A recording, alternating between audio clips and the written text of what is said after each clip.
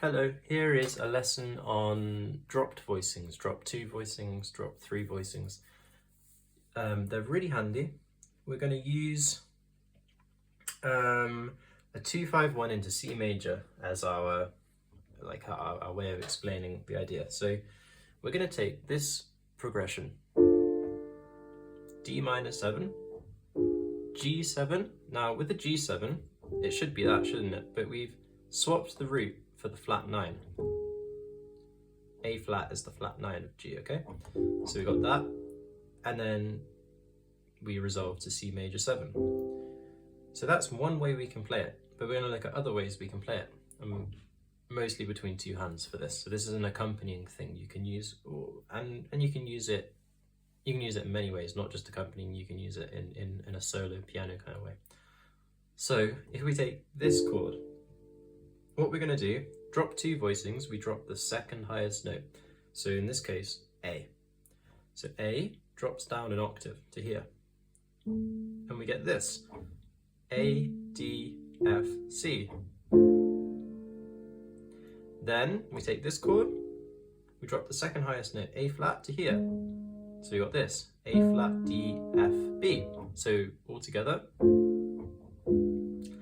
And the last chord, C major 7. Take the second highest note, G, drop it an octave to here. Looks like this, G, C, E, B. So all 3 chords.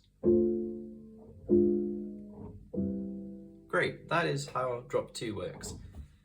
Now drop 3 is the third, we drop the third from the highest note. So in this case, F. So F is going to go down an octave to here. Now it looks like this, we've got F, D, A, C. Now, the next one, we're going to take this shape again for our G7. We're going to drop third from the highest, so F again. So we have this shape, F, D, A flat, B. C major 7, we're going to drop the third from the highest, E, down to here. So we have E, C, G, B. So all together, this is drop 3.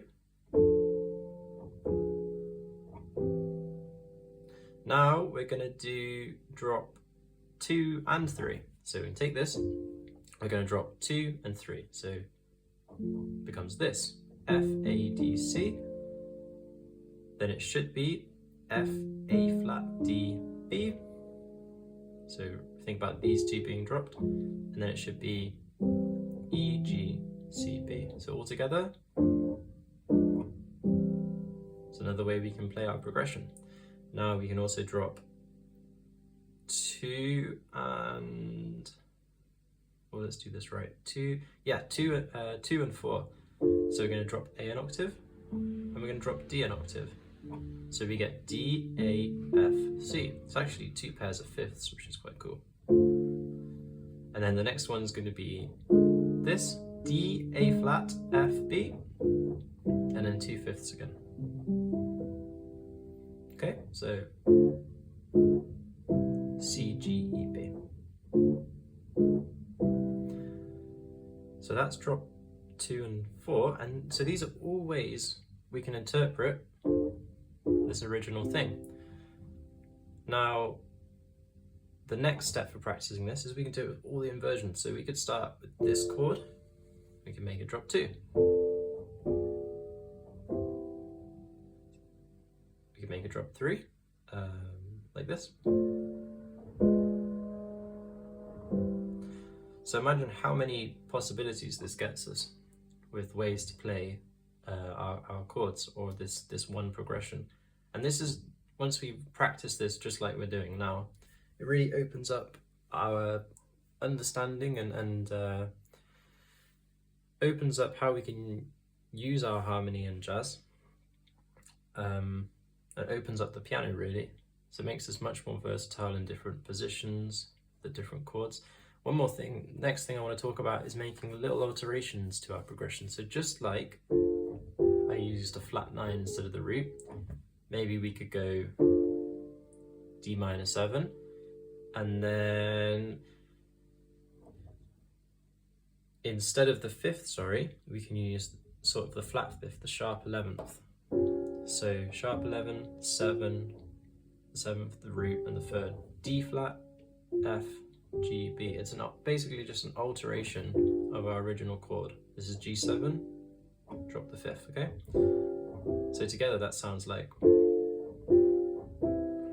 but maybe in our drop 2, we can remember there's the other drops as well, but just for drop 2, it would be, what would it be? Oh yeah, there it is. So adding these little alterations makes us a bit more flexible with how we interpret our standard chords. And there'll be, the more we sort of get used to them, the more handy they become when we're playing a song. What if we did flat instead of the root? So here's our G7, sorry. Instead of the root, we're going to use the flat 9, and instead of the 5th, the sharp 11th. Now we have a D flat major, D flat dominant, sorry. Now this is our tritone substitution, so that would look like, so D minor 7, D flat dominant, C major 7, and if we did drop 3 this time, sounds quite nice. With the inversions, think about what melody you want in the top note. So these are great for sort of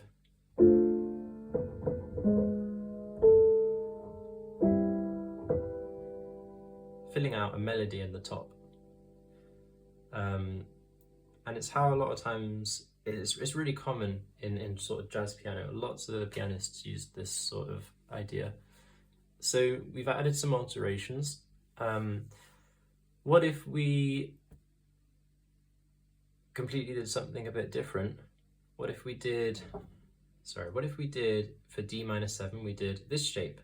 So this is we're just going to use F, A, C, E. So this gets us the 9th. Then we go, maybe we go